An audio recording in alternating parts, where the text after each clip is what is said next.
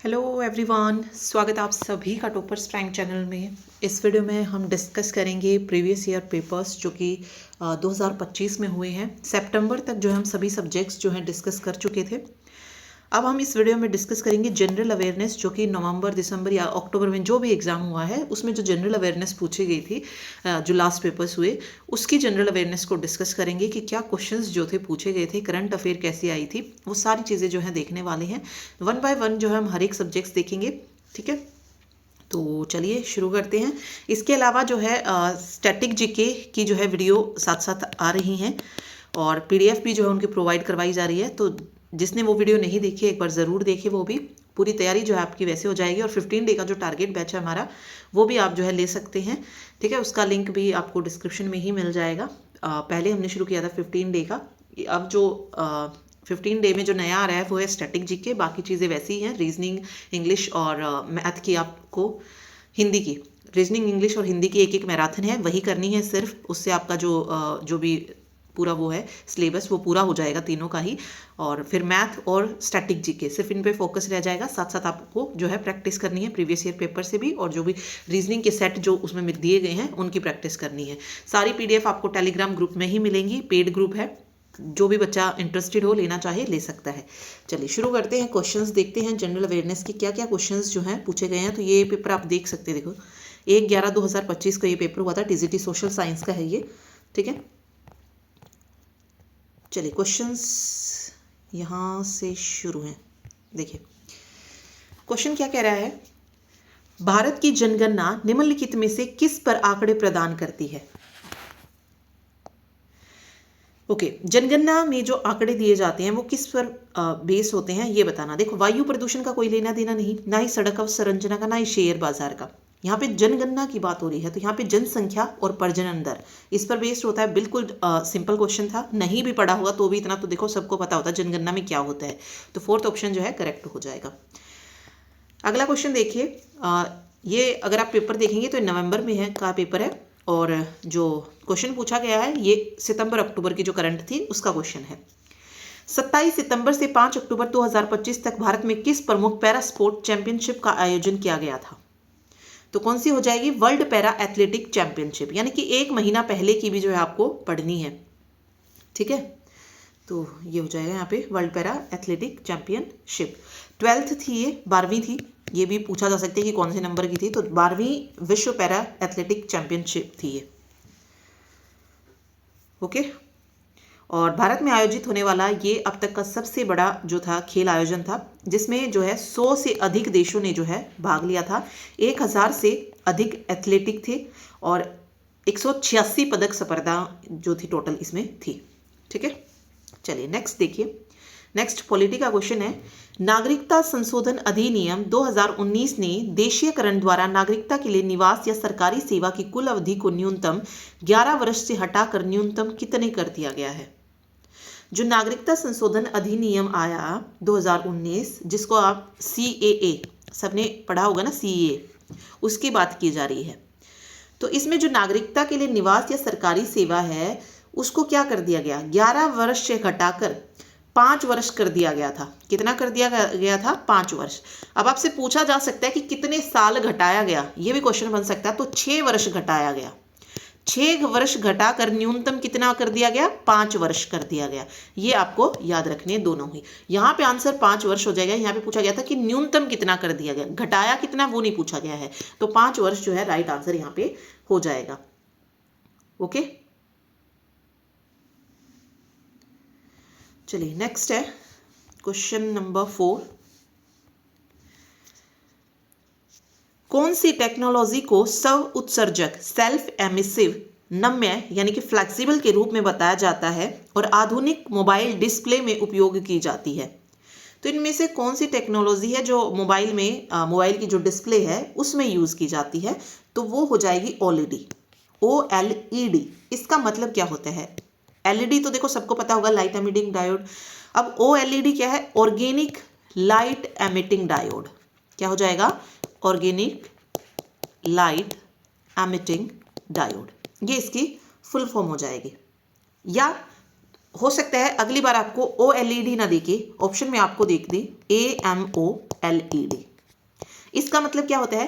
Active matrix organic light emitting diode. तो दोनों याद रखनी है आपको, OLED भी और AMOLED भी याद रखनी है। ठीक है, स्मार्टफोन और जो फोल्डेबल डिवाइस है मोस्टली उनमें जो है ये चीजें यूज की जाती है। ठीक है, चलिए अगला क्वेश्चन है, ईद उल अजहा या कुर्बानी का त्योहार इब्राहिम द्वारा ईश्वर की आज्ञाकारिता के रूप में अपने बेटे की बलि देने का इच्छा के स्मरणोत्सव के रूप में मनाया जाता है। ईद उल अजहा किस इस्लामी महीने में पड़ता है? क्या क्वेश्चन बनाया है। राइट आंसर हो जाएगा जुल हिज्जा। ठीक है, राइट आंसर यहाँ पे जुल इजहा हो जाएगा, बस याद रख लेना भाई। ओके, जुल हिजा या जिल हिजा भी जो है हो जाएगा। और इस्लामिक कैलेंडर का ये 12वां और अंतिम महीना होता है और ये जो है 10 तारीख को जो है मनाया जाता है। ठीक, अगला देखिए, अगला क्वेश्चन है, कोनेरू हम्पी किस खेल से संबंधित है? तो राइट आंसर हो जाएगा शतरंज। देखो कुछ क्वेश्चन आपको सही मिलेंगे लेकिन कुछ क्वेश्चन पता नहीं कैसे बनाए जाते हैं, इतने डीप हो जाते हैं कि कितने कितने फेस्टिवल्स हम याद रखें, कब मनाया जाता है, कब कैसे। ठीक है, ऐसे ही और भी अगर आपको आर्ट और कल्चर से जो क्वेश्चन मिलेंगे ना वो बहुत ज़्यादा डीप मिलते हैं कि कौन सा त्यौहार किस राज्य में मनाया जाता है, कितने दिन मनाया जाता है। ठीक है, कितना पढ़ सकते हैं, मेन मेन चीज़ें तो चलो फिर भी याद रख ले। ठीक है, बट इतना डीप, इसलिए मैं हमेशा कहती हूँ कि स्टैटिक जीके पे थोड़ा सा कम फोकस रखो, बाकी 4 सब्जेक्ट्स पे ज़्यादा फोकस रखना है। इसको सिर्फ 1 घंटा 2 दिन का, अगर क्वेश्चन होने होंगे तो ऐसे ही हो जाएंगे आपके। चलिए अगला क्वेश्चन देखिए, क्वेश्चन क्या है, संविधान के किस अनुच्छेद के अंतर्गत किसी राज्य के विधानमंडल को राज्य सूची में सूचीबद्ध किसी भी मामले के संबंध में उस राज्य या उसके किसी भाग के लिए कानून बनाने की विशेष शक्ति प्राप्त है? यहाँ पे बात हो रही है राज्य के विधानमंडल को राज्य सूची में सूचीबद्ध किसी भी मामले में कानून बनाने की जो है विशेष शक्ति प्राप्त है। तो ये हो जाएगा अनुच्छेद 246 का 3। ठीक है, अनुच्छेद 246(3) जो है इसका बिल्कुल सही आंसर यहाँ पे सूची हो जाएगा 3। ओके, देखो आर्टिकल 245 आपको याद रखना है। आर्टिकल 245 में जो विधायी शक्तियां हैं उनका विस्तार है। 246(2) की अगर मैं बात करूं तो उसमें समवर्ती सूची से रिलेटेड विधायी शक्ति है और 246(3) में जो है राज्य विधानमंडल को राज्य सूची पर विशिष्ट अधिकार प्रदान करता है। तो फर्स्ट ऑप्शन जो है यहाँ पे करेक्ट हो जाएगा। नेक्स्ट देखिए, क्वेश्चन है, स्थानीय सरकारों पर द्वितीय प्रशासनिक सुधार आयोग की रिपोर्ट का शीर्षक डैश है? तो राइट आंसर हो जाएगा स्थानीय शासन। शीर्षक पूछा है इसने, स्थानीय सरकारों पर जो द्वितीय प्रशासनिक सुधार आयोग की रिपोर्ट आई है उसका क्या पूछा इसने? शीर्षक। तो पूरा शीर्षक क्या है? स्थानीय शासक एक प्रेरक यात्रा, ये हो जाएगा। अगर इंग्लिश में देखें तो local governance and inspiring journey. ठीक है, और ये जो है आयोग की 6ठी रिपोर्ट थी जिसको 2007 में जो था प्रस्तुत किया गया था, स्थानीय शासन। ठीक, चलिए नेक्स्ट देखिए, क्वेश्चन है, जून 2024 में भारत द्वारा किस देश के नागरिकों को ई मेडिकल वीजा जारी करने की योजना जो थी? तो राइट आंसर हो जाएगा बांग्लादेश। ठीक है, यहाँ पे आंसर जो दिया गया है वो है ई मेडिकल वीजा सुविधा शुरू करने की जो घोषणा की थी वो बांग्लादेश के साथ की थी। चलिए नेक्स्ट, कौटिल्य के अर्थशास्त्र में पाठ के आरंभ में डैश का अभिवादन किया गया है? देखिए क्वेश्चन क्या है, अब आपको याद रखना है ये कौटिल्य के अर्थशास्त्र में पाठ के आरंभ में जो मंगलाचरण होता है उसमें शुक्र और बृहस्पति, ठीक है, शुक्र और बृहस्पति का क्या लिखा गया है? शुक्र बृहस्पति भ्याम नमः, ये जो है शुरुआत में लिखा गया है। ठीक है, तो फर्स्ट ऑप्शन करेक्ट होगा। चलिए नेक्स्ट क्वेश्चन देखिए, निम्नलिखित में से किस फिल्म ने 2023 में 69वें राष्ट्रीय पुरस्कार में सर्वश्रेष्ठ फीचर फिल्म का पुरस्कार जीता है? यहाँ पे बात हो रही है 2023 में जो 69वें राष्ट्रीय फिल्म पुरस्कार दिए गए थे उसमें। तो राइट आंसर हो जाएगा, आर माधवन की ये मूवी थी, मतलब निर्देशक वो थे, रॉकेटरी द नंबी अफेक्ट। इसको जो है सर्वश्रेष्ठ फीचर फिल्म का जो है प्रतिष्ठित पुरस्कार जो था दिया गया था। ठीक है। अभिनेता अगर आपसे पूछा जाता है सर्वश्रेष्ठ अभिनेता कौन रहे, तो याद रखना है अल्लू अर्जुन आ जाएगा फिल्म पुष्पा से। अभिनेत्री अगर पूछा जाए तो आलिया भट्ट हो जाएगा गंगूबाई मूवी से, और कृति सेनन मिमी से, तो दोनों को मिला है। और इसके अलावा हिंदी फिल्म अगर पूछी जाती है तो सरदार उद्यम आ जाएगा, और सर्वश्रेष्ठ लोकप्रिय फिल्म अगर पूछा जाता है तो RRR आ जाएगा। तो ये आपको याद रखना है, फोर्थ ऑप्शन। नेक्स्ट देखिए, क्वेश्चन है, भारत का उत्तरी मैदान लगभग डैश किलोमीटर स्क्वायर क्षेत्र में फैला हुआ है। उत्तरी मैदान की बात हो रही है, तो राइट आंसर हो जाएगा 7 लाख किलोमीटर स्क्वायर क्षेत्र में फैला हुआ है। ओके,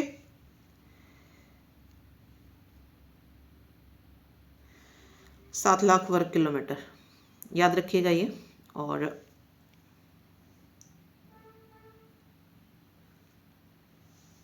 चलिए नेक्स्ट क्वेश्चन देखिए, ये रहा क्वेश्चन है, निम्नलिखित में से कौन सी अवधारणा उच्च मलबा घनत्व के कारण निम्न भूकक्षा में कैस्केडिंग टकराव यानी कि कैस्केडिंग कोलिजन की चेतावनी देती है? तो कौन सी अवधारणा है? Kessler syndrome. Fourth option Kessler syndrome जो है बिल्कुल यहां पे सही हो जाएगा। ठीक है, नेक्स्ट है, निम्नलिखित में से किन भारतीय अंतरिक्ष वैज्ञानिकों को 15 जुलाई 2024 को अंतरिक्ष विज्ञान अनुसंधान के लिए समर्पित विश्व की पहली वैज्ञानिक संस्था अंतरिक्ष अनुसंधान समिति द्वारा प्रतिष्ठित पुरस्कारों से सम्मानित किया गया? तो राइट आंसर हो जाएगा प्रहलाद चंद्र अग्रवाल और अनिल भारद्वाज। तो देखो ये जुलाई का है, इससे पहले आपने देखा 2023 का भी है, तो लगभग 1 साल का तो करंट अफेयर आप मान के चलो ही।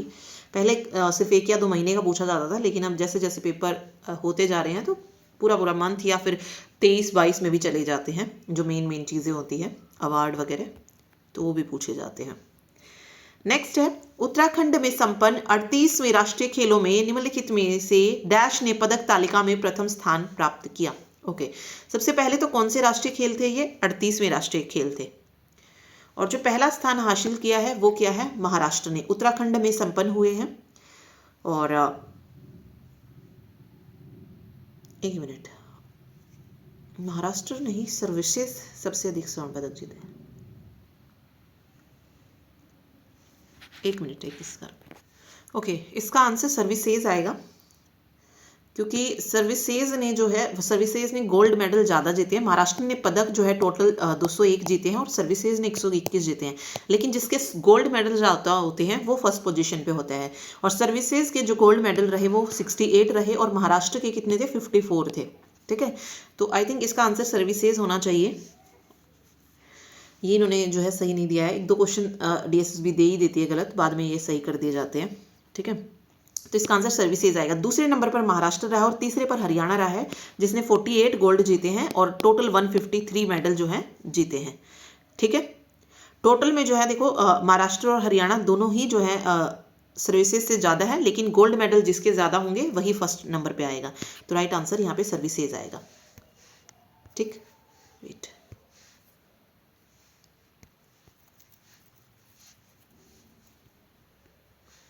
ठीक है, तो इसका राइट आंसर आप सर्विसेज याद रखिएगा। चलिए नेक्स्ट क्वेश्चन देखिए। नेक्स्ट है, भारतीय न्याय संहिता, भारतीय नागरिक सुरक्षा संहिता और भारतीय साक्ष्य अधिनियम 2024 के किस महीने से प्रभावी हो गए हैं? तो राइट आंसर हो जाएगा जुलाई महीने से। 1 जुलाई 2024 से जो है ये तीनों जो नए आपराधिक कानून थे वो लागू हुए हैं। ठीक है, चलिए नेक्स्ट है, किस भारतीय कंपनी ने जनवरी 2024 में भारत की पहली उपग्रह आधारित ब्रॉडबैंड सेवा शुरू की? ओके, देखिए भारतीय कंपनी ने की है, कौन सी भारतीय कंपनी जिसने पहली उपग्रह आधारित ब्रॉडबैंड सेवा? तो वो हो जाएगा रिलायंस जियो इन्फोकॉम लिमिटेड ने। ठीक है, और इस सैटेलाइट आधारित जो ब्रॉडबैंड सेवा है इसका नाम है जियो स्पेस फाइबर। क्या नाम है इसका? जियो स्पेस फाइबर का जो है शुरू किया है। ठीक है। नेक्स्ट है, गुजरात में जोरवे संस्कृति की खोज कब हुई थी? जोरवे कल्चर की खोज पूछा गया है, तो राइट आंसर हो जाएगा 1951 में। और ये हुई थी महाराष्ट्र के अहमदनगर में। मतलब पहले तो देखो महाराष्ट्र गुजरात एक में ही थे, तो अहमदनगर जिले में जो थी ये हुई थी 1950-51 में। जोरवे जो कल्चर है एक तरीके का ताम्र पाषाण कालीन संस्कृति है ये। ताम्र, ये भी याद रखो, देखो पूछा जा सकता है ना कि कैसी है। ताम्र पाषाण कालीन संस्कृति है ये। इसका जो उत्खनन था वो धीरजलाल संकलिया और शांताराम भालचंद्र देव ने किया था। देखो कोई भी क्वेश्चन बन रहा है तो कुछ भी आ सकता है। अब जोरवे कल्चर पूछा गया तो इससे रिलेटेड क्वेश्चन आपको आगे आने वाले एग्जाम से मिलने वाले हैं, तो ये पॉइंट आपको याद रखना है कि ये जो है एक ताम्रपाषाण कालीन संस्कृति है और इसका जो उत्खनन था वो हसमुख धीरजलाल संकलिया और शांताराम भालचंद्र देव ने किया था। ठीक है। गुजरात में जो है जोरवे के जो है व्यापारिक साक्ष्य मिले हैं, लेकिन जो मेन जो जोरवे कल्चर से रिलेटेड है वो है महाराष्ट्र में गोदावरी और जो प्रवारा नदी है उनके तट। ठीक है, तो महाराष्ट्र और गुजरात दोनों में ही जो है ये विस्तारित थी, याद रखिएगा। चलिए नेक्स्ट क्वेश्चन है, क्वेश्चन नंबर 19 है, निम्नलिखित में से कौन सा उत्पादन फलन का सर्वोत्तम वर्णन करता है? फलन क्या होता है? उत्पादन फलन, इसको बोलते हैं देखो प्रोडक्शन फंक्शन। प्रोडक्शन के बारे में जो सही है वो बताना है। ठीक है, तो उत्पादन में इनपुट और आउटपुट के बीच का संबंध क्या होता है? प्रोडक्शन फंक्शन होता है। ठीक है, तो ये जो है राइट आंसर इसका हो जाएगा फर्स्ट ऑप्शन। लास्ट क्वेश्चन है, 2 क्वेश्चन आपको इकोनॉमिक्स से, 2 हिस्ट्री से, 2 पॉलिटी से, 2 ज्योग्राफी से, ऐसे मिलेंगे ही मिलेंगे, जो मैंने आपको पहले ही स्ट्रेटेजी में बताया था कि क्वेश्चन ऐसे आएंगे। व्यय विधि के अनुसार निवल निर्यात की गणना कैसे की जाती है? निवल निर्यात की गणना पूछा है, तो राइट आंसर हो जाएगा निर्यात और आयात से। ठीक है, तो ये 20 क्वेश्चन जो है आपके हो गए।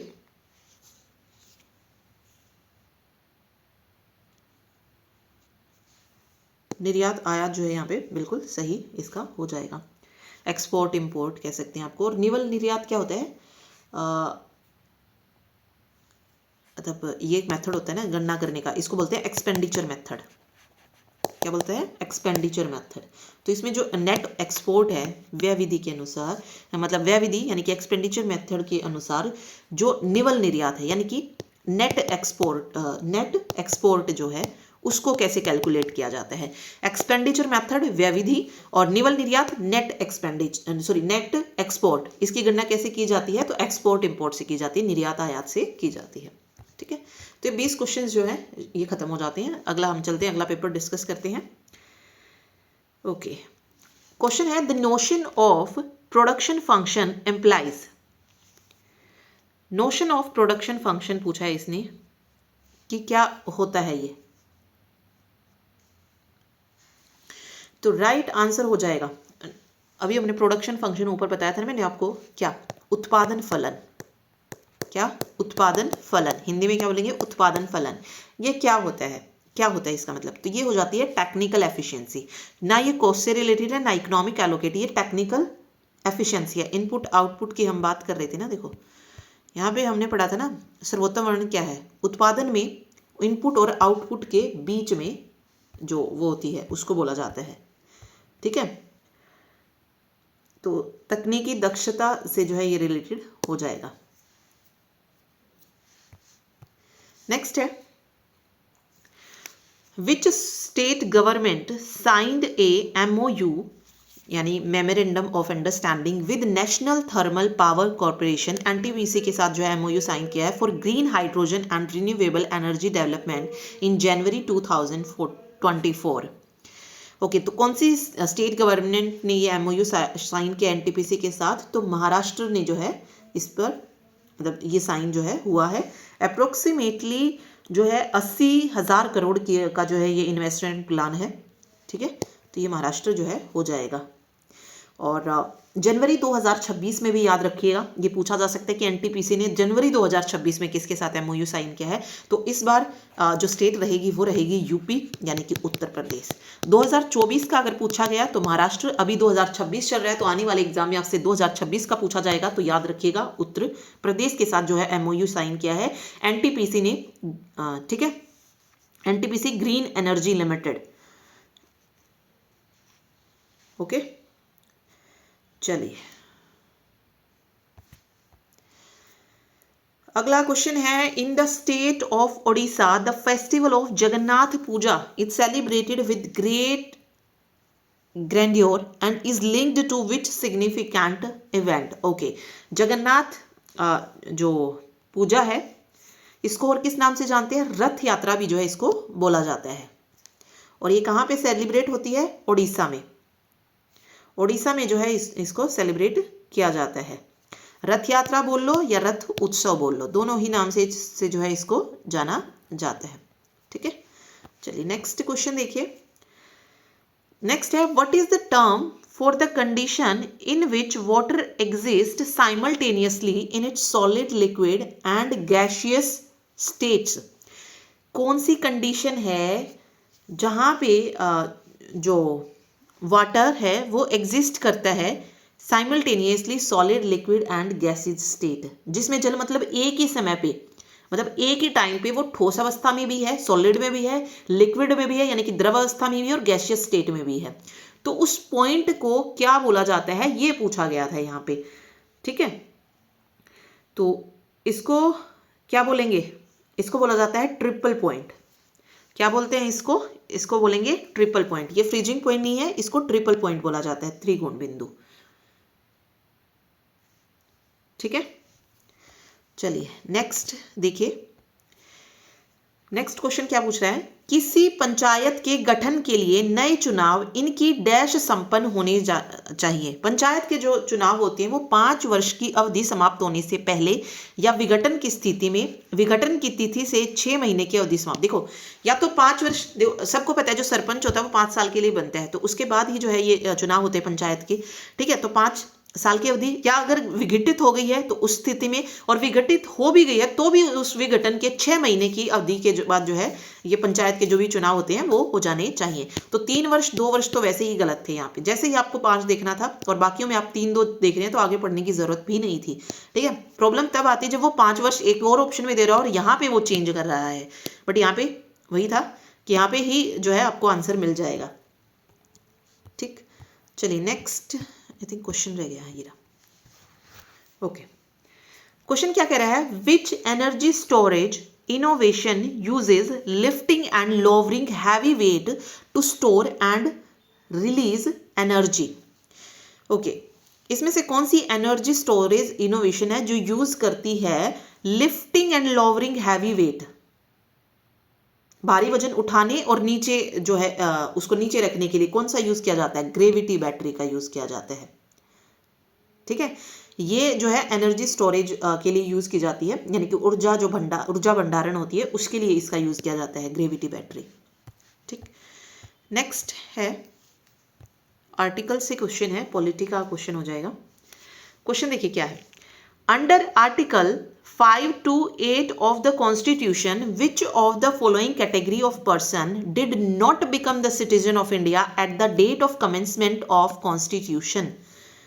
ओके, यहाँ पे क्या कह रहा है कि आर्टिकल जो 5 से 8 है उसके अनुसार कौन सी जो है श्रेणियां है, मतलब इसमें कौन सा ऑप्शन जो संविधान के प्रारंभ होने की तिथि को भारत का नागरिक नहीं बना है।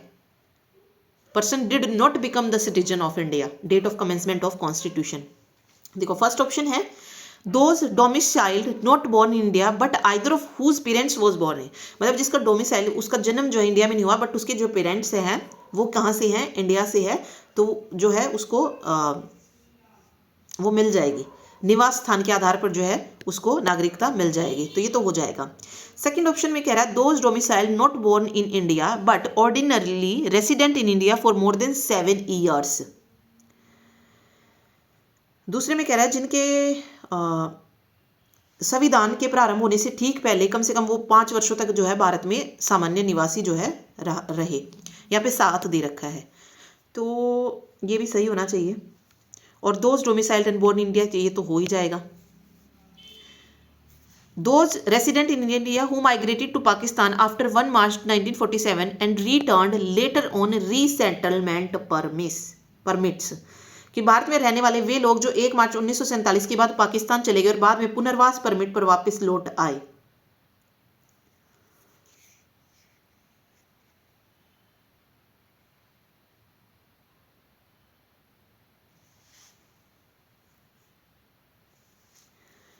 एक मिनट, यहाँ पे पूछा है कमेंसमेंट ऑफ, संविधान के प्रारंभ होने की तिथि को, ठीक है, तो ये नहीं होगा। 4th ऑप्शन इसमें नहीं होगा क्योंकि संविधान, ये वाली जो चीज़ थी वो संविधान के लागू होने से पहले की थी, ठीक है। मतलब ये जो वो दी गई थी ना कि भाई अगर वो वापस लौट आए हैं तो उनको भारत का नागरिक माना जाएगा, ये संविधान के बाद हुई थी, संविधान से पहले नहीं थी, ठीक है। तो इसीलिए 4th ऑप्शन होना चाहिए। और यहाँ पे 5 साल का था और यहाँ पे मोर देन 7 दिया गया है, तो ये जो है हो जाएगा, ठीक है। ये वाला जो है बिल्कुल यहाँ पे सही रहेगा। और 4th ऑप्शन जो है ये इसका गलत रहेगा, तो ये भी इन्होंने रॉन्ग दिया हुआ है क्वेश्चन नंबर 7, ठीक है। 4th ऑप्शन रहेगा इसका करेक्ट। चलिए नेक्स्ट देखिए, क्वेश्चन पूछा गया, विच of the following was not a characteristics of mesolithic period in India. Mesolithic कौन सा था? मध्य पाषाण काल। देखो इसमें माइक्रोलिथ बिल्कुल यूज हो रहे थे। माइक्रोलिथ मतलब जो छोटे औजार होते हैं ना, सूक्ष्म औजार, उनका यूज किया जा रहा था। तो देखो ये तो मेन था ही मेसोलिथिक में। दूसरा, मेसोलिथिक को ट्रांजिशनल पीरियड कहा जाता है। ये अभी हमने जब स्टैटिक जीके शुरू की है उसमें मैंने ये सारी बातें आपको बताई हैं जो जो इंपॉर्टेंट था मेसोलिथिक पीरियड से। जिसने वीडियो नहीं देखी है अभी भी 2 या 3 दिन पहले वीडियो जो है हमने चैनल पे अपलोड किया, उसको जरूर देखें। सारी चीजें मैंने आपको बताई है कि क्या क्या जो है चीजें थी, ठीक है। तो सूक्ष्म पाषाण उपकरण यूज किए जाते थे, माइक्रोलिथ हो जाएगा। यूज ऑफ कॉपर, तांबे का प्रयोग जो था ये मेसोलिथिक एज में नहीं था, तो इसीलिए सेकंड ऑप्शन जो है यहाँ पे बिल्कुल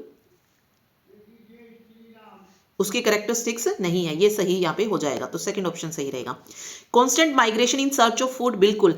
ये देखो अगर मैं पहले पीरियड की बात करूं पेलियोलिथिक की, वो नोमैडिक थे यानी कि घुमंतु थे। और जो मेसोलिथिक है ना वो कैसा था? सेमी नोमैडिक, अर्ध घुमंतु। तो constant migration in search of food तो ये बिल्कुल सही हो जाएगा।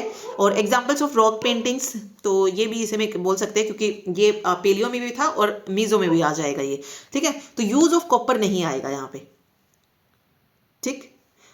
तो मेसोलिथिक में जो भीमबेटका है उनकी चट्टानों पर जो पेंटिंग मिली है तो वो मीजो में भी आती है और फिर ये पेलियो में भी चली जाती है, ठीक है। बट कॉपर का यूज, जो तांबे का यूज है वो इससे आगे जो जब आएगी वहां भी जो है आप कॉपर का यूज जो है देखेंगे, बट मीजो में नहीं था ये, ठीक है। तांबे का यूज जो ताम्र पाषाण काल एज आई थी, जिसको हम क्या बोलते हैं, चैल्कोलिथिक एज जो बोलते हैं। नियोलिथिक में भी नहीं था ये, चैल्कोलिथिक एज है, जो कॉपर स्टोन एज आई थी उसमें यूज हुआ था, तो यूज ऑफ कॉपर वहां आ जाएगा, ठीक है। चलिए नेक्स्ट देखिए, नेक्स्ट क्वेश्चन पूछ रहा है आपसे, who among the following won the 10th national man snooker championship 2025। 10वां जो नेशनल मैन स्नूकर चैंपियनशिप है, वेट अ मिनट, चलिए देखिए 10वीं जो नेशनल मैन स्नूकर चैंपियनशिप हुई है ये जीती है पंकज अडवाणी ने, और हराया किसको है? ब्रिजेश दमानी को हराकर जो है पंकज अडवाणी ने जो है अपना ये स्नूकर का जो 10वां खिताब है वो जीता है। और अगर हम वैसे देखें तो 36वां राष्ट्रीय खिताब है और स्नूकर में जो है ये 10वां खिताब था, ओके।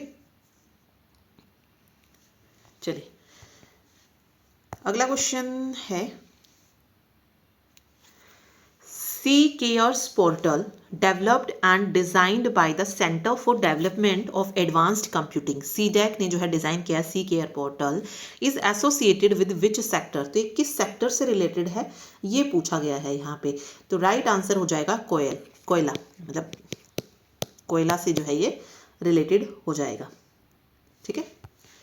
नेक्स्ट है, Under the PM Matsya Sampada Yojana, which of the following is the target for enhancing aquaculture productivity per hectare? PM मत्स्य संपदा के अनुसार जो है क्या टारगेट रखा गया है एक्वाकल्चर को एनहेंस करने के लिए? तो 3 टन से 5 टन तक का, फ्रॉम 3 टन टू 5 टन जो है इसका राइट आंसर हो जाएगा। और जो मत्स्य संपदा है, मत्स्य मतलब मछली, तो मछलियों के उत्पादन को बढ़ावा देने के लिए है ये, ठीक है। जो मछुआरे हैं या जो मछली पालते हैं उनकी आय को दोगुना करने के लिए जो है ये योजना थी, है मतलब भाई। चलो नेक्स्ट देखो। In July 2024, the defense minister suspended all business dealing with which of the following companies for 6 months for involvement in the Augusta Westland VVIP helicopter cases. तो डिफेंस मिनिस्ट्री ने जो है किसके साथ 6 महीने तक जो बिजनेस डीलिंग थी वो सारी की सारी जो है क्या कर दी थी, सस्पेंड कर दी थी। तो राइट आंसर हो जाएगा डेफिसिस सॉल्यूशंस। डेफिसिस सॉल्यूशंस के साथ जो थे सभी लेन देन 6 महीने के लिए निलंबित कर दिए थे, क्योंकि जो सीबीआई है उसके द्वारा जांच की जा रही थी जो भी वीवीआईपी हेलीकॉप्टर भ्रष्टाचार हुआ था अगस्ता वेस्टलैंड इसके बारे में, ठीक है। क्योंकि मीन्स इस कंपनी से रिलेटेड कुछ वो जानकारी सामने आई होगी कि भाई ये इसके साथ है या नहीं है, जो भी चीज़ें हैं। डेफिसिस सॉल्यूशन की अगर मैं बात करूं, ये एक कंपनी है जो कि गुरुग्राम में है, ठीक है। चलिए ओके, नेक्स्ट देखिए। नेक्स्ट क्वेश्चन है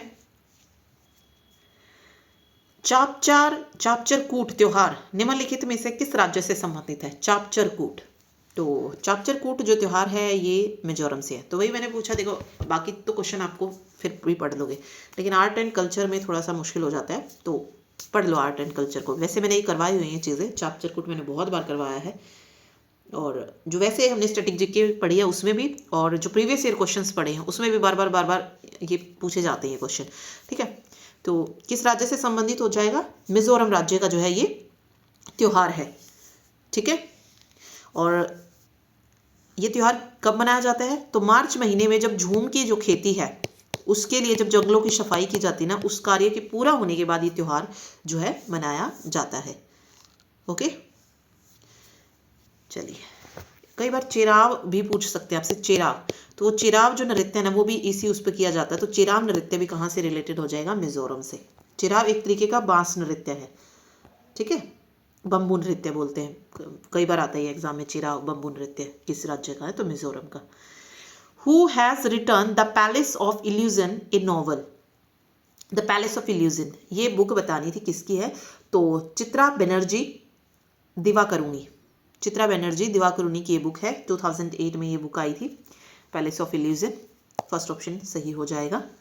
और एक माइथोलॉजिकल है ये बुक, महाभारत से रिलेटेड है, मतलब द्रौपदी का जो पर्सपेक्टिव रहा वो बताया गया है, उसकी लाइफ, इमोशन, वो सब इसमें बताए गए हैं। चलिए जी, नेक्स्ट क्वेश्चन देखिए। नेक्स्ट क्वेश्चन है विच of the following committee suggested the establishment of a district development commissioner at the district level? मतलब कौन सी कमेटी जो सजेस्ट करती है establishment of district development commissioner? कौन होता है डिस्ट्रिक्ट डेवलपमेंट? जिला विकास आयुक्त की स्थापना का जो सुझाव है वो किस समिति ने दिया था? तो GVK Rao committee, GVK Rao समिति ने। ओके, योजना आयोग के द्वारा 1985 में जो है ये समिति बनाई गई थी। जिला विकास आयुक्त के जो पद है उसके लिए जो थी ये कमेटी बनाई गई थी, ठीक है। चलिए नेक्स्ट है air moves from the high pressure area over the southern India ocean in the south easterly direction, crosses the equator and turns right toward the low pressure area over the Indian subcontinent. These are known as the dash monsoon wind. Okay, wind के बारे में बात की जा रही है, तो क्या इसको जो है बोला जाता है?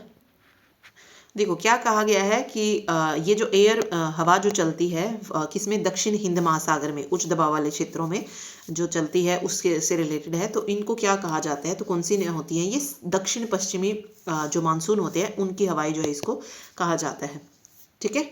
दक्षिणी पश्चिमी जो मानसून की हवाएं हैं, पहले ये हवाएं जो है दक्षिण हिंद महासागर जो उच्च दाब वाले क्षेत्र हैं वहाँ पे जो है ये उत्पन्न होती हैं। फिर दक्षिण पूर्व व्यापारिक हवाओं के रूप में जो है ये उत्पन्न होती हैं, ठीक है, ये बोला गया ना इसमें, ocean in south easterly direction, और कहाँ पे होती है, सदर्न इंडिया ओशन के हाई प्रेशर एरिया में उत्पन्न होती हैं, और तो इनको हम बोलते हैं साउथ वेस्ट मानसून वाइंड, दक्षिण पश्चिम मानसून की हवाएं। ठीक है, चलिए नेक्स्ट क्वेश्चन देखिए। क्वेश्चन है, वैदिक काल के निम्नलिखित देवताओं में से किसे नासत्य भी कहा जाता है? मतलब कौन से देवता है जिन्हें नासत्य भी का जो है कहा जाता है? तो राइट आंसर हो जाएगा यहाँ पे अश्विन। अश्विन कुमार को जो है वैदिक काल में नासत्य जो है कहा गया था। ठीक है, ये शब्द जो है किसमें है, ऋग्वेद में जो है अश्विनी कुमार के लिए यूज हुआ है। जो अश्विनी कुमार होते थे ना, मतलब एक जोड़ी होती थी अश्विनी कुमारों की जोड़ी, तो उसमें से एक को नासत्य कहा जाता था और दूसरे को दशरा कहा जाता था। क्या कहा जाता था? दशरा। याद रखने हैं, नासत्य और दशरा जो है अश्विनी कुमार की जोड़ी को जो है कहा जाता था। और अक्सर सामूहिक रूप से जब बात आ जाए तो दोनों को क्या कहा जाता था? नासत्य बोलते थे। ठीक है, ठीक है, चलिए देखिए अगला है, विच of the second list densely populated state और यूटी ऑफ इंडिया? तो लिस्ट डेंसली पॉपुलेटेड पूछा है इसने, सॉरी पॉपुलेटेड, हाँ पॉपुलेटेड पूछा है। तो राइट आंसर हो जाएगा यहाँ पे अंडमान एंड निकोबार आइलैंड। ठीक है, अंडमान एंड निकोबार आइलैंड जो है यहाँ पे बिल्कुल सही हो जाएगा, सेकेंड ऑप्शन। जनगणना तो देखो मोस्टली देखने को भी मिलती है। इसमें देखो क्या बोल जाए इसने, इसका मतलब होता है जनसंख्या घनत्व। ठीक है, अब इसने सेकंड पूछ ली। ठीक है, दूसरा सबसे कम जनसंख्या घनत्व वाला राज्य कौन सा है? तो अंडमान निकोबार जो है हो जाएगा। ठीक है, और यही चीज अगर वो राज्य में पूछता तो सबसे कम जनसंख्या घनत्व वाला राज्य कौन सा है? तो वो है अरुणाचल प्रदेश, जहां का कई बार जो है वो पूछ लिया जाता है कि जनसंख्या घनत्व है कितना, तो 17 व्यक्ति प्रति वर्ग किलोमीटर है। और अंडमान की अगर मैं बात करूँ ना तो ये 46 व्यक्ति। अब इसमें देखो दोनों ही पूछा था, या तो स्टेट हो या यूटी हो, जो दूसरे नंबर पे आए। ठीक है, तो दूसरे नंबर पर यूटी है अंडमान की, और पहले नंबर पर राज्य है कौन सा? अरुणाचल प्रदेश, जिसका 17 व्यक्ति प्रति वर्ग किलोमीटर है। ठीक, चलिए नेक्स्ट क्वेश्चन है, 19th है, लास्ट नहीं है। The 2025 SAF Under-19 Championship was held in which Indian state?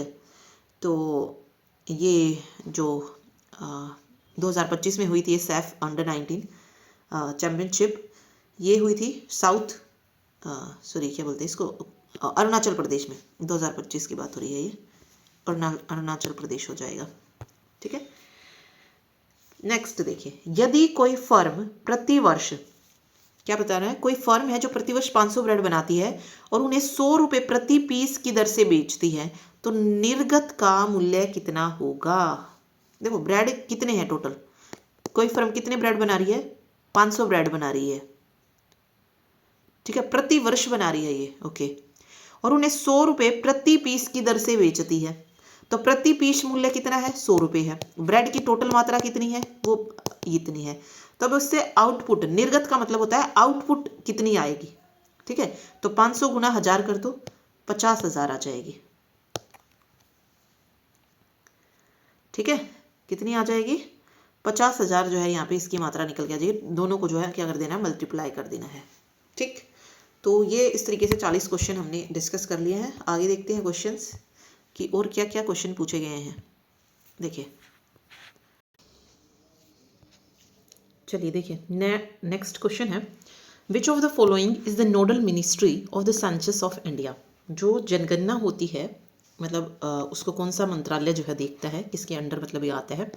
तो राइट आंसर हो जाएगा होम अफेयर, यानी कि गृह मंत्रालय के अंडर जो है ये आता है, जनगणना का जो भी काम होता है। ठीक है, चलिए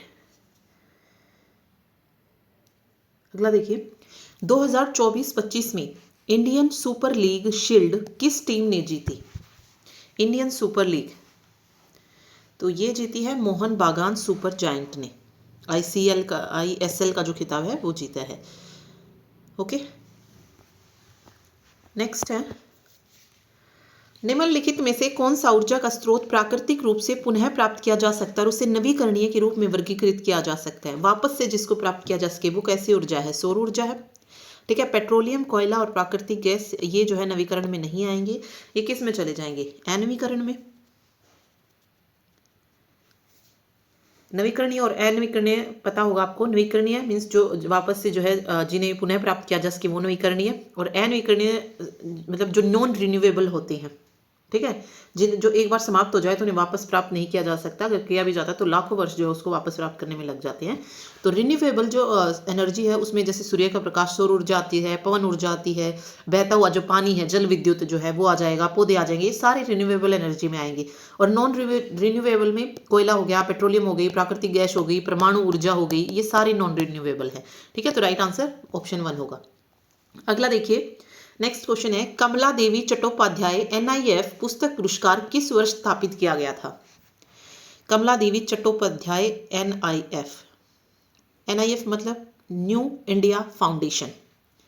पुस्तक पुरस्कार की जो स्थापना है ये कमला देवी चट्टोपाध्याय न्यू इंडियन फाउंडेशन ने की थी, और किस वर्ष? 2018 में। ठीक है, हिमालय की सबसे बाहरी श्रृंखला को शिवालिक कहा जाता है। यह 10 से 50 किलोमीटर की चौड़ाई में फैली हुई है और इसकी ऊंचाई डैश मीटर तक है। ओके, यहाँ पे चौड़ाई की बात की गई है कि 10 से 50 किलोमीटर की चौड़ाई में जो है मतलब ये फैली हुई है, और ऊंचाई पूछे कितनी है तो वो 900 से 1500 या 1100 मीटर है। ठीक है, कहीं कहीं आपको 1500 मीटर भी मिल जाएगा। ठीक है, चलिए अगला देखिए, which of the following is a benefit of digital technology in education? Okay, digital जो टेक्नोलॉजी है इसका क्या बेनिफिट है एजुकेशन में? ठीक है, इट एलिमिनेट द नीड, नहीं पूरी तरीके से जो है ये मतलब ऑब्वियस है, अगर आप डिजिटली भी जाएंगे तो टीचर्स तो आपको वहाँ पे भी मिलेंगी। तो it eliminate the need for teachers entirely? No.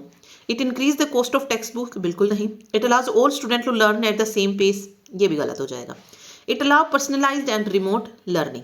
First option जो है यहाँ पे करेक्ट आ जाएगा। मतलब पर्सनलाइज्ड लर्निंग का मतलब क्या है कि जो भी स्टूडेंट होते हैं वो अपनी जो स्पीड है उससे सीख सकते हैं। ठीक है, मीन्स जो जो वहाँ पे अवेलेबल है उसके अकॉर्डिंग वो सीखते जाते हैं।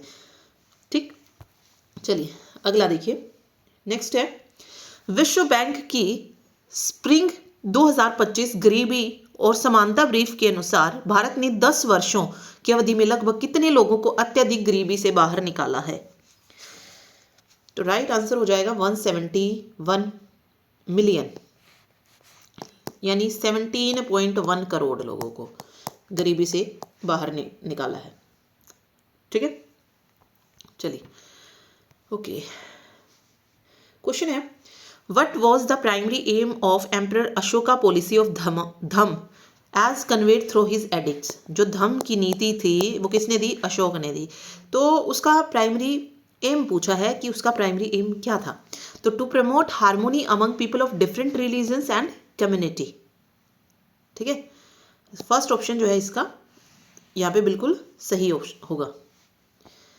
चलिए नेक्स्ट देखिए, क्वेश्चन नंबर 9 है, भारतीय संविधान की कौन सी अनुसूची संवैधानिक संशोधन द्वारा नहीं जोड़ी गई है? यहाँ पे बात हो रही है अनुसूची की। देखो अनुसूचियां, देखो जब संविधान बना उस वक्त कितनी अनुसूची थी? तो टोटल 8 अनुसूचियां थी, और अभी कितनी है प्रेजेंट में? 12। तो जब पहले 8 थी तो 9वीं, 10वीं, 11वीं और 12वीं ये संशोधन के तहत जोड़ी गई थी। तो जो नहीं जोड़ी गई है संवैधानिक संशोधन द्वारा वो हो जाएगी अनुसूची 8। ठीक है, चलिए नेक्स्ट देखिए, 7वें खेलो इंडिया यूथ गेम्स 2025 में कितने खेलों के लिए पदक शामिल थे? खेलो इंडिया यूथ गेम्स ये 7वें थे। ठीक है, अब इसमें पूछा गया है कि कितने पदक शामिल थे, तो 27 हो जाएगा। मतलब टोटल खेल कितने थे ये कह सकते हैं आपको, मेडल स्पोर्ट्स, तो 27।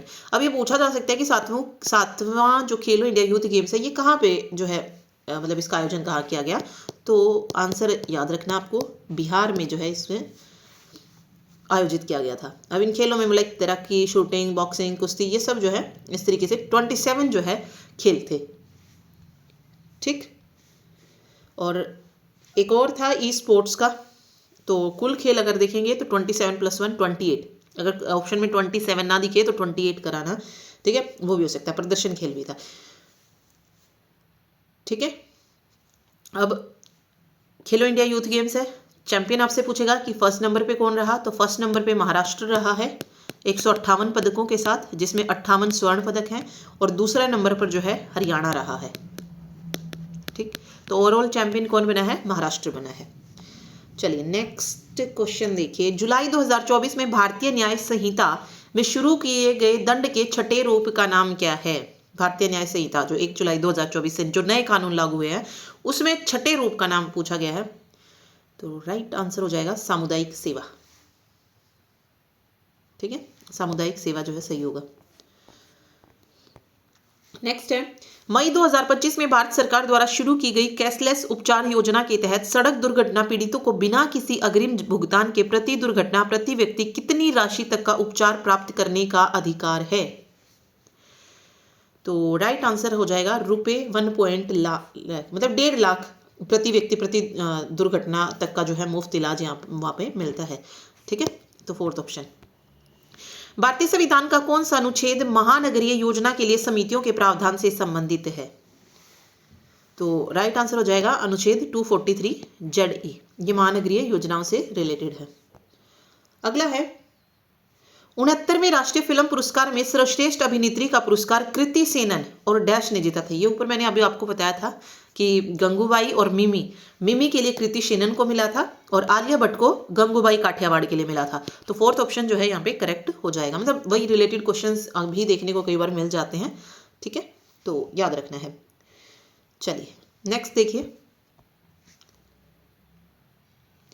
किस राज्य सरकार ने जून 2024 में राज्य में बालिका शिक्षा को बढ़ावा देने और बाल विवाह को खत्म करने के लिए एक नई योजना मुख्यमंत्री निजुत मोइना की घोषणा की है? तो ये की है असम राज्य की सरकार ने। सेकंड ऑप्शन जो है बिल्कुल सही हो जाएगा। ठीक है, नेक्स्ट है, 2 अक्टूबर को मनाई जाने वाली गांधी जयंती राष्ट्रपिता महात्मा गांधी के जन्म स्मरणोत्सव के रूप में मनाई जाती है। महात्मा गांधी का जन्म किस वर्ष हुआ था? तो 1869, सभी को पता होगा 2 अक्टूबर 1869 को गुजरात के पोरबंदर जिले में महात्मा गांधी का जन्म हुआ था। पोरबंदर के काठियावाड़ में, आई थिंक ऐसे ही था कुछ। ठीक है, तो ये लाइन सबको याद होगी ही। चलिए अगला देखिए, the difference between the concept of market price and factor cost is primarily due to. Difference बताना है concept of market price and factor cost. तो राइट आंसर हो जाएगा net indirect tax. Okay, market price क्या होता है? Market price होता है जिस मूल्य पर, मतलब वो रेट जिस पर वस्तु जो है बाजार में बेची जा रही है वो क्या होगी? मार्केट प्राइस होगा। ठीक है, उसके बाद फैक्टर कॉस्ट है। फैक्टर कॉस्ट इसमें मीन्स जो भी प्रोडक्शन में जो भी लगता है, लाइक जो कच्चा माल लगता है या फिर लैंड है, जो भी लेबर है, वो सब फैक्टर कॉस्ट में जो है आ जाती है। ठीक है, अब यहाँ पे पूछा, फिर इसने क्या पूछा था? डिफरेंस से पूछा था। ठीक है, तो डिफरेंस बिटवीन द कंसेप्ट, यानी कि MP माइनस FP, इसको क्या बोलते हैं? तो ये नेट इनडायरेक्ट टैक्स हो जाएगा। ओके, क्या हो जाएगा? Net indirect tax. B option जो है करेक्ट होगा। चलिए जी नेक्स्ट क्वेश्चन देखिए। क्वेश्चन है, निम्नलिखित में से किस समिति ने जिला स्तर पर जिला विकास आयुक्त की स्थापना का सुझाव दिया था? ऊपर क्वेश्चन पढ़ा था हमने, ये भी देखो इसे वापस से क्वेश्चन रिपीट। GVK राव समिति, इसीलिए मैं हमेशा कहती हूँ भैया प्रीवियस पेपर तो लगाने ही लगाने हैं। और प्रीवियस पेपर का लिंक आपको मिल जाएगा कहाँ पे? टेलीग्राम ग्रुप में, जो पेड ग्रुप है हमारा, उसमें सारे पेपर्स दिए गए हैं। इसके अलावा अदर PDF भी हैं, topic wise, static GK, maths, हर सब्जेक्ट की हैं, रीजनिंग की है, इडियम फ्रेज है, जो भी SSC वगैरह में इडियम फ्रेज वगैरह पूछे गए हैं उन सभी की जो है PDF वहाँ पे अल्फ़ाबेट A से लेकर Z तक प्रोवाइड करवाई गई है। तो ज़रूर ऐड हो ग्रुप में। ठीक है, चलिए देखिए अगला है, how are net exports calculated in terms of expenditure method? ऊपर पढ़ा था हमने व्यय विधि, बोला था ना कि व्यय विधि में जो भी हम वो निकालते हैं, आयात, निवल करके कुछ था। ठीक है, वो कैसे निकाला जाता है? तो एक्सपोर्ट इंपोर्ट हमने पढ़ा था। तो यहाँ पे एक्सपोर्ट कैलकुलेट कैसे हो रहा है? Export minus import. Third option जो है करेक्ट हो जाएगा। ठीक है, एक्सपेंडिचर मेथड यानी व्यय विधि, तो यहाँ पे एक्सपोर्ट माइनस इंपोर्ट। चलिए अगला क्वेश्चन देखिए, the chalcolithic site Walki is located in which state? तो कहाँ पे है? महाराष्ट्र में है ये वाल्की। ठीक है, भारत के महाराष्ट्र में है वाल्की। और चाल्कोलिथिक हमने किससे रिलेटेड पढ़ी थी? गुजरात में हमने एक संस्कृति पढ़ी थी जोरवे, उसी से रिलेटेड है ये वाल्की। ठीक है, महाराष्ट्र और गुजरात दोनों में है, बट जो ज़्यादा पाई जाती है वो महाराष्ट्र में पाई जाती है, ये मैंने आपको बता दिया था ऊपर। तो बिल्कुल वही जोरवे कल्चर का ही क्वेश्चन है। अगर आप ये समझ पाते कि चालकोलिथिक मैंने वहाँ पे बताया था ताम्रपाषाणकालीन संस्कृति, जोरवे संस्कृति, और ये कहाँ पे है, महाराष्ट्र और गुजरात में फैली हुई है। तो बाकी 3 ऑप्शन तो वैसे ही कट हो जाते हैं यहाँ पे। ठीक है, चलिए नेक्स्ट क्वेश्चन देखिए। ओके, ये तो वैसा रीजनिंग का क्वेश्चन है। अगला क्वेश्चन ये है, What is the relationship between marginal cost and average total cost when the average total cost is at its minimum? क्या कह रहा है, रिलेशनशिप क्या होगी मार्जिनल कॉस्ट और एवरेज टोटल कॉस्ट में, जहां पे जब हमारा एवरेज जो टोटल कॉस्ट है वो कहां पे है, मिनिमम पे है, अपने न्यूनतम बिंदु पे। जब औसत कुल लागत, यानी इसको क्या बोलते हैं, औसत कुल लागत, एवरेज टोटल कॉस्ट जब अपने न्यूनतम बिंदु पर होता है ना, तब जो सीमांत लागत होती है, यानी कि जो मार्जिनल कॉस्ट होती है, वो हमेशा बराबर आती है किसके, एवरेज टोटल कॉस्ट के बराबर आ जाएगी, यानी कि MC इक्वल टू ATC जो है हो जाएगा।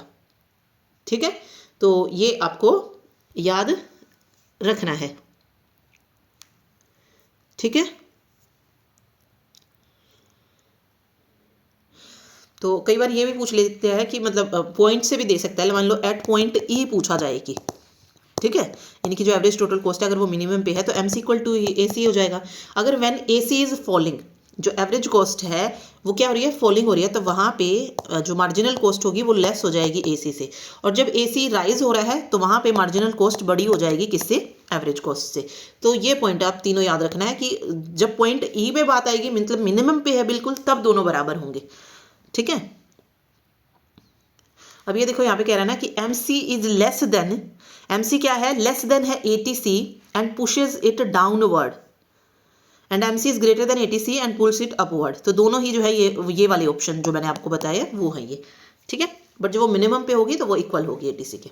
चलिए नेक्स्ट क्वेश्चन देखिए, which of the following statement regarding the 11th schedule of the Indian constitution is correct. जो 11वीं अनुसूची है उसके बारे में बताना है कि कौन सा सही है। तो देखो, सबसे पहले तो याद रख लो कि 11वीं अनुसूची में है किससे रिलेटेड ये, तो पंचायती से रिलेटेड है। तो 73वां जो संवैधानिक संशोधन आया 1992 में, ठीक है, तो वो आ जाएगा। इसके तहत जो था इसको जोड़ा गया था संविधान में। तो इसमें विषयों की बात आती है, क्या ये अर्बन से है, नहीं। क्या ये शहरी गवर्नमेंट से रिलेटेड है, नहीं। 11th में जो है ना वो ग्रामीण से है, अर्बन का आपको मिलेगा 12वीं में। ठीक है, और 20 फंक्शनल आइटम ऑफ म्यूनिसिपैलिटीज, नहीं, म्यूनिसिपल के बारे में है ही नहीं, अर्बन की बात ही नहीं हो रही है यहाँ पे, तो ये भी नहीं होगा। It allocate 29 subjects to panchayat, ये ग्राम पंचायतों की बात कर रहा है। जो 11th वाला है ना वो जो ग्रामीण इलाका है ना, ग्राम में जो पंचायतें होती हैं उससे रिलेटेड है। और 12वीं में किससे मिलेगा आपको, शहरी जो निकाय होते हैं उससे। ठीक है, तो it allocate 29 subjects to panchayat है। It was added by the 74th amendment, तो ये भी गलत है क्योंकि 73वें संवैधानिक संशोधन तहत जो है इसको जोड़ा गया था, ये आपको याद रखना है। अब पूछा जाता है कि 73rd अमेंडमेंट हुआ कब था, तो 1992, और इसी के तहत जो है 11वीं अनुसूची को संविधान में जोड़ा गया था। ठीक है, याद रखना है। ओके, तो थर्ड ऑप्शन जो है करेक्ट यहाँ पे हो जाएगा। फंक्शनल यूनिट 29 है इसमें। ओके, वेट अ मिनट, अगला क्वेश्चन देखिए क्या कह रहा है क्वेश्चन में, विच of the following Chalcolithic site is correctly matched with its location. जो इसकी लोकेशन से सही मैच है वो बताना है। जोरवे कल्चर की बात हो रही है यहाँ पे। देखो, इनाम गांव है, नवदतोली है, प्रकाश है और जोरवे है। ये अगर आप देखेंगे तो किस में है, ये सारी की सारी उसी में है ना, महाराष्ट्र की बात की जा रही है। ओके, जोरवे की अगर मैं बात करूं तो प्रवार रिवर और गोदावरी रिवर के बीच बात की थी हमने। और डिस्ट्रिक्ट कौन सी बताई थी मैंने ऊपर, अहमदनगर, यही बताई थी मैंने, तो ये गलत हो जाएगा। प्रकाश तापी वैली, ये बिल्कुल सही है। ठीक है, ये मेजर सेंटर माना जाता है जोरवे कल्चर का, और लोकेटेड इन तापी वैली या तापी वैली में रखा। उसके बाद है नवदतोली, ये भी चालकोलिथिक साइट है जो कि लोकेटेड है bank of Narmada river in Madhya Pradesh, ये MP में है, नॉट भीमा वैली। ठीक है, बैंक ऑफ नर्मदा रिवर, और ये अपोजिट है किसके, अपोजिट है भीमा वैली के, तो भीमा वैली में नहीं है ये, ठीक है, तो इसीलिए गलत हो जाएगा। फिर इनाम गांव है, इनाम गांव जो है ये लार्ज मतलब ये लोकेटेड है कहाँ पे, भीमा वैली में, ना कि नासिक डिस्ट्रिक्ट में, तो ये यहाँ पे बिल्कुल गलत हो जाएगा, ठीक है। और मतलब डिस्ट्रिक्ट की बात आई तो पुणे में हो जाएगा, not Nashik, Pune district, Bhima valley, इनाम गांव, याद रखिएगा। चलिए अगला क्वेश्चन देखिए, नेक्स्ट है, विच of the following disease can be treated using gene therapy. Okay, कौन सी डिजीज है जिसको ट्रीट किया जाता है जीन थेरेपी से, तो ये हो जाएगा हेरिडेटरी डिजीज, ठीक है, जो जेनेटिक बीमारियां होती है ना उसके लिए हम जीन थेरेपी का यूज करते हैं, ठीक है। तो हेरिडेटरी जो डिजीज होंगी उनको ट्रीट करने के लिए जीन थेरेपी का यूज किया जाता है। अब इसमें अलग अलग जैसे बीमारियां आती है, जैसे सिकल सेल डिजीज आती है एक, और या फिर थैलेसीमिया हो गया, वो भी जीन थेरेपी से ही की जाती है, बीटा थैलेसीमिया, या स्पाइनल मस्कुलर हो गया, तो ये सारी, कैंसर हो गया, ब्लड कैंसर, ये भी जो है जीन थेरेपी से होता है, हीमोफीलिया हो गया, ठीक है, या रेटिनल जो डिजीज़ होती हैं, इनहेरिटेड विजन लॉस जो होता है, वो सारी हेरिडिटरी डिजीज़ हैं जो जीन थेरेपी से ट्रीट की जाती हैं, ठीक। ओके, अगला पूछा है यहाँ पे question, what is the maximum permissible age for the author to be considered for the Sahitya Akademi Yuva Puraskar age on 1 January of the year of the award. Maximum age पूछी गई है जिसको जो है साहित्य अकादमी युवा पुरस्कार के लिए कंसिडर किया जाता है, तो राइट आंसर हो जाएगा 35, ठीक है, 35 साल। चलिए नेक्स्ट क्वेश्चन है, according to production function what does the term input refers to. Input output हम ऊपर बढ़ते आए हैं, द रिसोर्स यूज्ड इन, जो रिसोर्स यूज्ड हुए हैं प्रोडक्शन प्रोसेस में उसको हम इनपुट जो है बोलते हैं, ठीक है। The resource used in the production process, ये क्या हो जाएगा, इनपुट हो जाएगा, ठीक है। जो प्रॉफिट जनरेट होगा फिल्म से उसको हम इनपुट नहीं बोलेंगे। Technology used by, technology used by the firm, नहीं, ये भी नहीं होगा। इसमें मीन्स जो भी रिसोर्स और फैक्टर्स यूज हुए ना वो सारे के सारे आ जाते हैं इनपुट्स में, प्रोडक्शन प्रोसेस में जो यूज हुए हैं, ठीक है। ओके, चलिए नेक्स्ट देखिए, which two religion originated outside India but have been influenced by Indian culture and philosophy. कौन से दो रिलीजन है जो ओरिजिनेट हुए हैं outside India but have been influenced by Indian culture and philosophy. तो देखो हिंदुइज्म तो है ही भारत का, तो जहाँ पे हिंदुइज्म आ रहा है ये गलत, सिखिज्म भी यहीं का है तो ये भी गलत, बुद्धिज्म एंड जैनिज्म भी यहीं के हैं तो ये भी गलत हो जाएगा। अब बचे हैं दो जो बाहर के हैं, वो है इस्लाम एंड क्रिश्चियनिटी जो कि इन्फ्लुएंस्ड है by Indian culture and philosophy, ठीक है। अगला देखिए, which of the following battery chemistries is noted as an abundant lower cost alternative to Li ion for future storage. तो मतलब कौन सी बैटरी है जो कि रसायन विज्ञान के भंडारण के लिए यानी कि स्टोर करने के लिए लिथियम आयन के प्रचुर मात्रा में उपलब्ध होती है, तो वो है सोडियम आयन, मतलब जिसमें लिथियम आयन जो है वो प्रचुर बहुत मात्रा में अवेलेबल होता है, तो कौन सी बैटरीज में, सोडियम आयन बैटरीज में, ठीक है। ओके, अब है the mesolithic site Mahadaha, Madha is, Modha होगा ये, मोधा आई थिंक, हिंदी में इसको आई थिंक मोधा ही बोलते हैं, ठीक है, महादहा कहाँ पे है, यूपी में है, ये उत्तर प्रदेश में है। ये भी जो है क्या बोलते हैं इसको, मीजोलिथिक मध्य पाषाणकालीन स्थल है, ठीक है। चलिए प्रतापगढ़ जिले में है ये, यूपी के प्रतापगढ़ में। अगला देखिए, in India the total amount of winter rainfall locally known as Mahavat is small but they are immense importance for the cultivation of dash crops।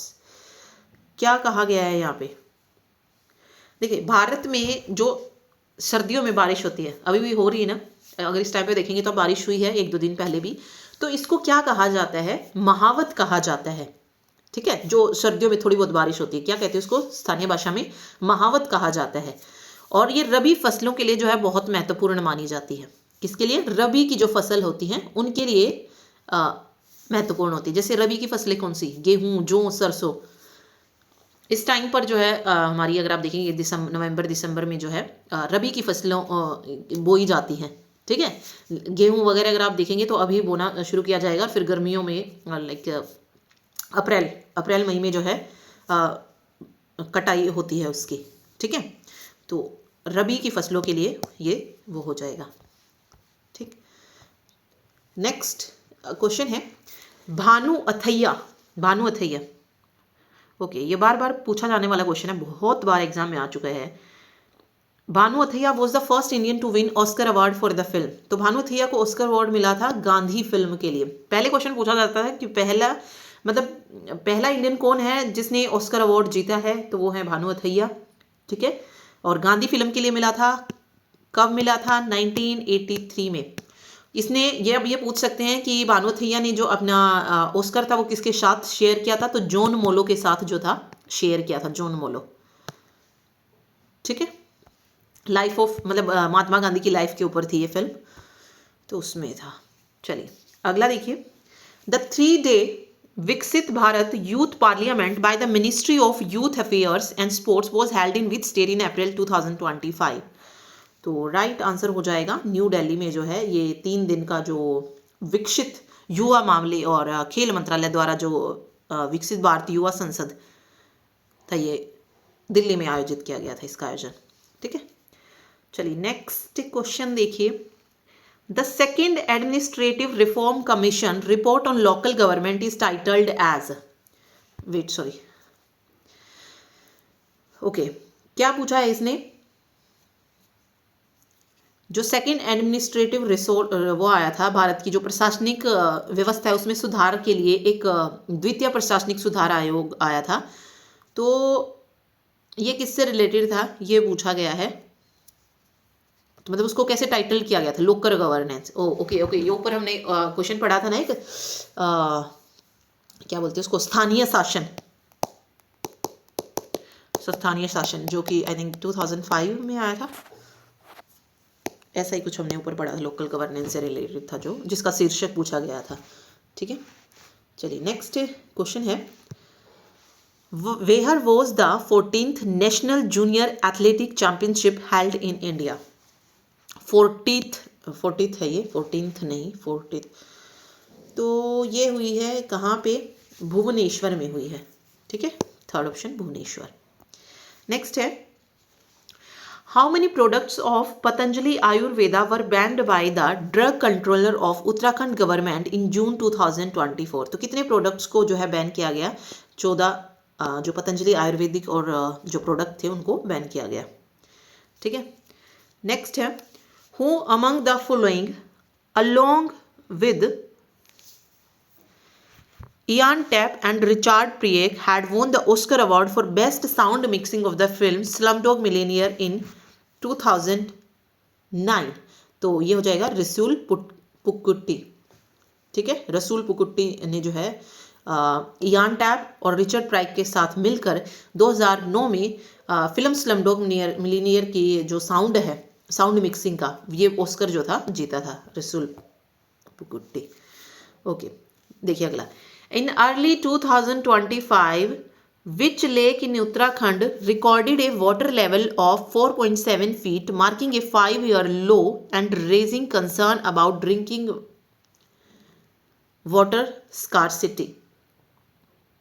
Okay, क्या पूछा गया है कि 2025 की शुरुआत में, यानी कि अर्ली 2025, विच लेक, कौन सी लेक है उत्तराखंड की जहां पे जल स्तर 4.7 feet जो है वो दर्ज किया गया था, और जो कि पिछले 5 वर्षों में 5 years लो था, सबसे कम था, जिससे पेयजल की कमी को लेकर जो है, यानी कि ड्रिंकिंग वाटर की जो कमी है उसको लेकर चिंताएं बढ़ी है। तो कौन सी लेक की बात हो रही है, तो वो हो जाएगा नैनी झील, नैनी लेक।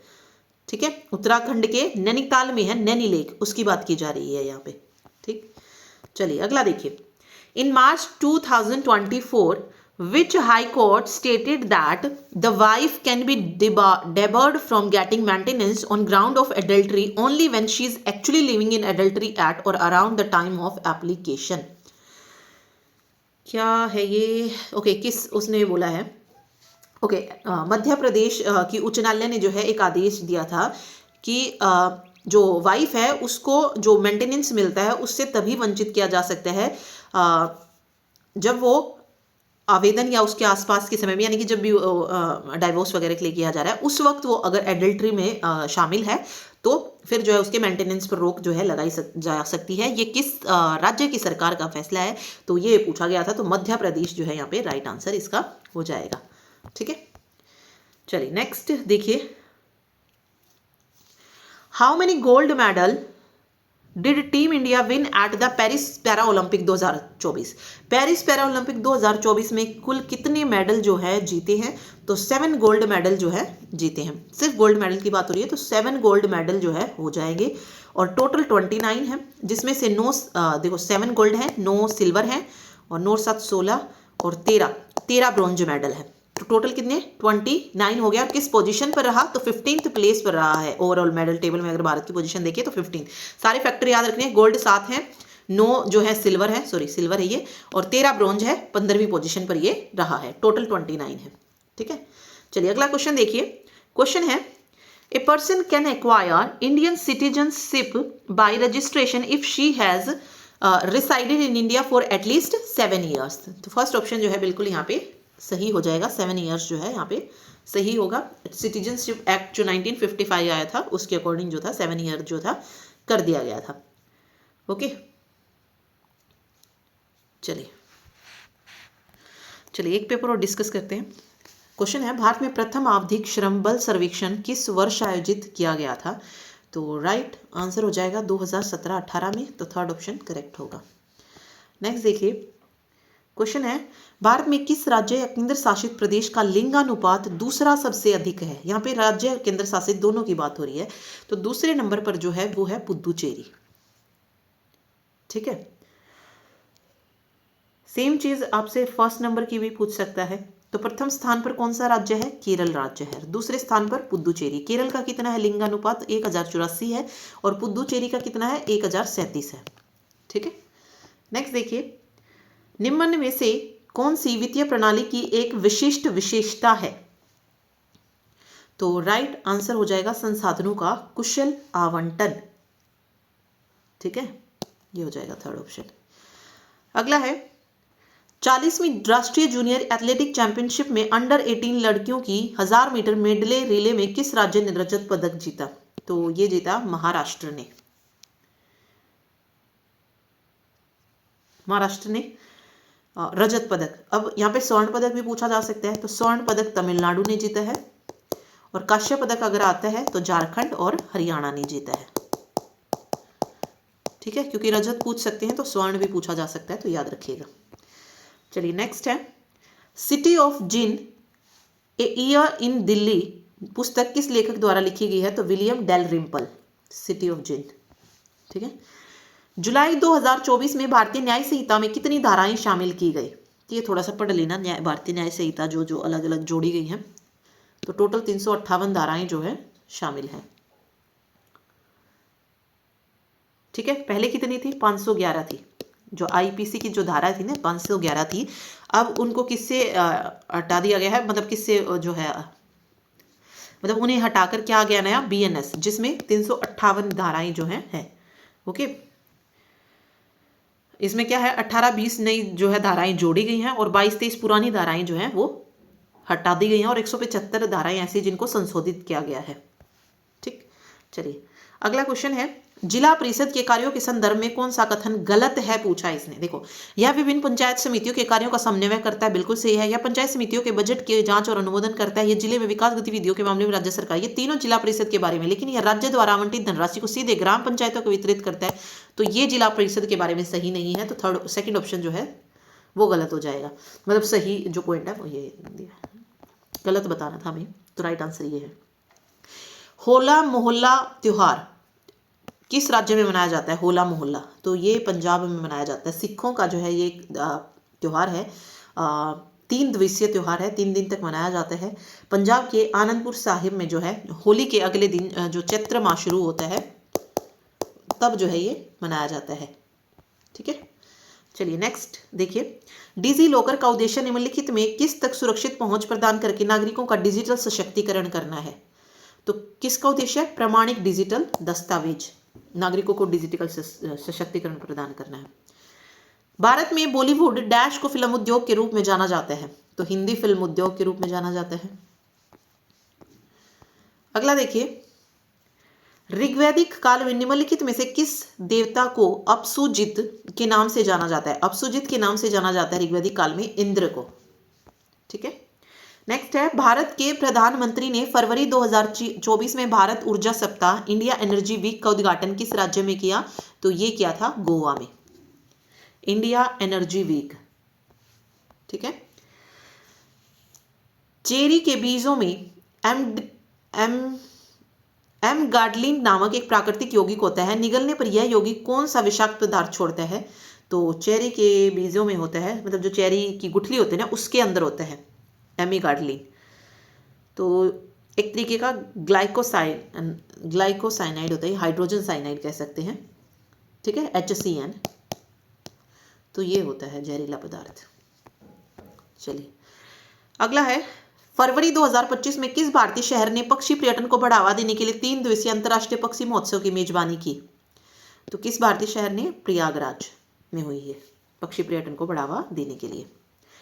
भारतीय संविधान की किस अनुसूची में दल बदल के आधार पर अयोग्यता के प्रावधानों पर चर्चा की गई है?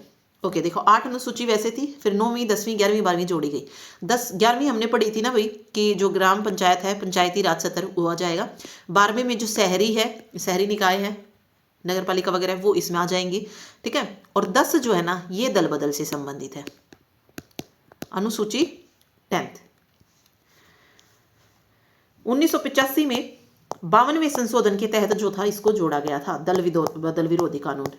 ठीक है, चलिए नेक्स्ट देखिए, क्वेश्चन है, जनवरी मार्च 2024 के दौरान 15 वर्ष तथा उससे अधिक आयु के व्यक्तियों के लिए शहरी क्षेत्र बेरोजगारी दर क्या थी? 2024 की बात की है तो 6.7%।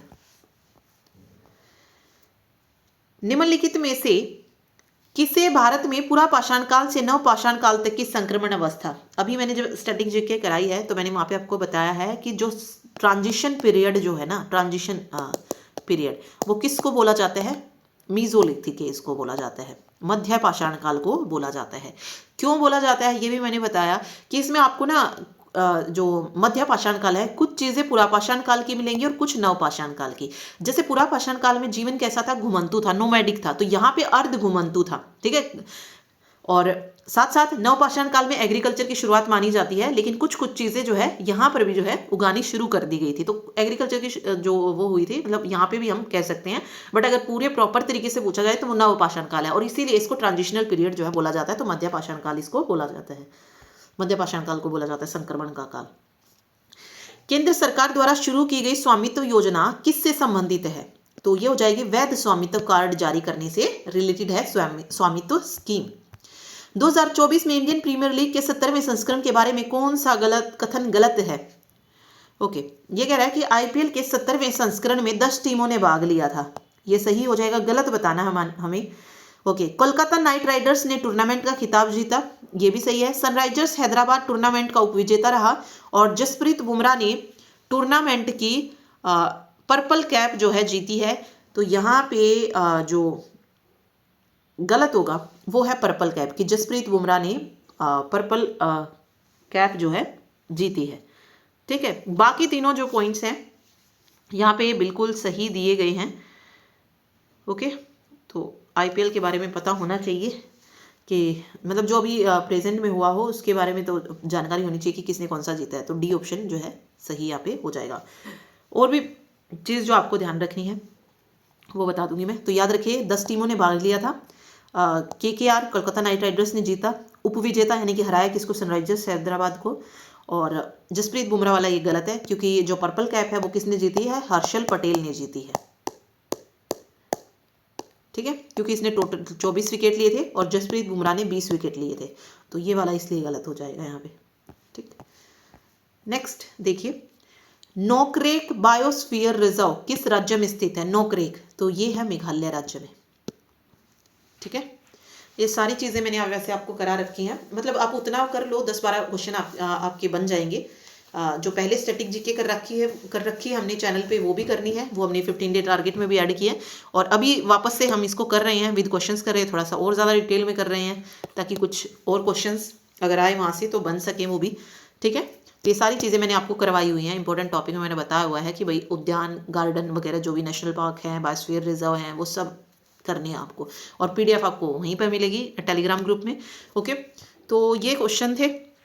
तो ये आपने देख लिया, ये नवंबर का जो पेपर हुए हैं उसमें डिस्कस किए गए। देखो सारे पेपर्स को डिस्कस करना पॉसिबल नहीं है, क्योंकि बहुत ज़्यादा शिफ्टों में पेपर होते हैं। तो ये पूरी जो PDF है वो टेलीग्राम ग्रुप में शेयर कर दी जाएगी। तो मैंने कुछ पेपर आपको डिस्कस करवा दिए हैं, 4 से 5, और बाकी के जो होंगे वो आप वहाँ पे देख सकते हैं कि क्या क्या क्वेश्चंस जो है वहाँ पे पूछे गए थे। देखो सब कुछ मैं करवा दूंगी तो फिर आप किस चीज़ की प्रैक्टिस करोगे। तो आपको भी तो पता होना चाहिए कि पढ़ने के बाद जब आपका सिलेबस कंप्लीट हो गया है कि आप क्या क्या जानते हैं, आपको कितने क्वेश्चंस आते हैं, वो भी तो ज़रूरी है ना।